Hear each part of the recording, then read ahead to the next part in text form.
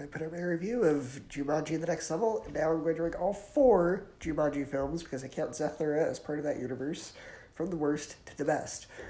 Number 4, Zathura.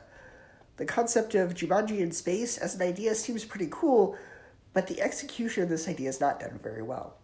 They didn't try to take the general idea of Jumanji, which is a board game that comes to life, and do something slightly different with it. They just went beat for the original, and they set it in space. The only good actors in this movie were Josh Hutcherson and Dax Shepard. Everyone else was just phoning it in. On top of that, there's a fair bit of language that I certainly would not want kids picking up.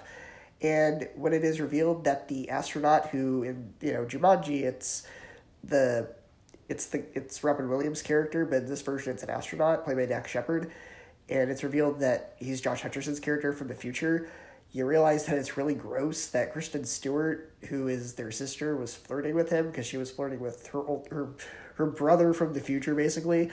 And granted, the movie does point it out and turns it into kind of a joke, but it's still very awkward and just very gross. It's disturbing. Like, why would that need to be in there? That was just weird.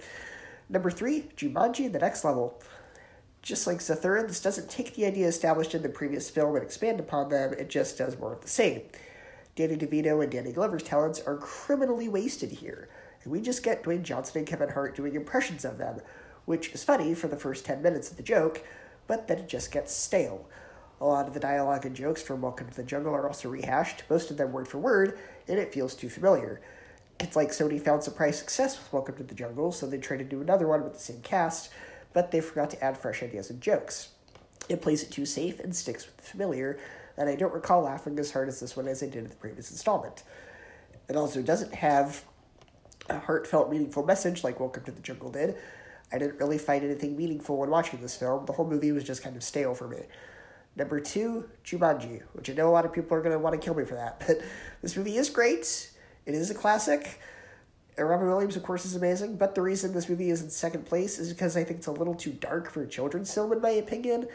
Like, there's this repeated idea that after Robin Williams' character got trapped in Jumanji as a kid, the whole town immediately jumps to the conclusion that his father murdered him, chopped him up, and hid his pieces in the walls of their house. Typical kids movie stuff. And it doesn't really even make sense for them to jump to that conclusion because, yeah, his dad was kind of distant. He was kind of hard on him, but he wasn't a psychopath. He wasn't a murderer.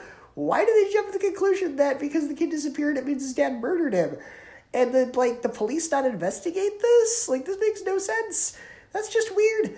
The rest of the movie is pretty fun, but the script is very dark. Number 1, Welcome to the Jungle. When the trailer for this movie dropped, it seemed everyone except me immediately jumped to the conclusion that they were going to hate it. It was going to ruin their childhood. I was the only one who was optimistic about this film, as far as I know. And when people actually saw it, they realized how wrong they were to hate this film because it was absolutely hilarious. Everyone in this cast does a perfect job of making fun of themselves, and it never gets stale. There is a little bit of crass humor in it, and I'm not so fond of that, and that was really only added so that I can get a PG-13 rating, which is unnecessary because Jumanji, apart from how dark it was, still technically is a kid's film and it's PG, but they made this one PG-13 because it was a little crass and I didn't really care for that. So that's what holds it back a little bit, but it is still the best of the Jumanji films. So go ahead and share your ranking of the 4 Jumanji movies, and I will see you next time.